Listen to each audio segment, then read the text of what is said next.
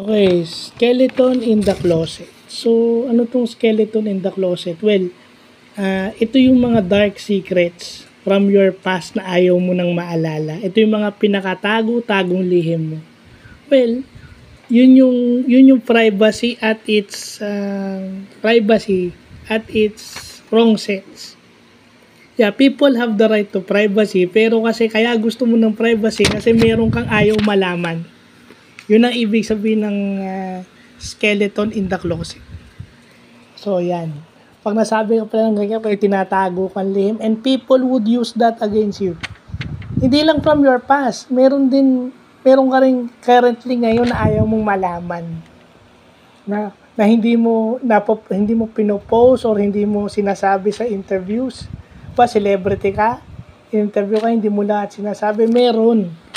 But some people sees you and some people knows you. Kaya nga yung mga may cryptic post, kaya nga cryptic kasi hindi mo masabi kung ano yun. Parang yun yung kapatid ng skeleton in the closet. Kumbaga, hindi direktang sinasabi. So yan, gumaganda na yung ating word analyzation, yung ating vocabulary, yung ating analogy. Gumaganda na lahat. So, yun lang po.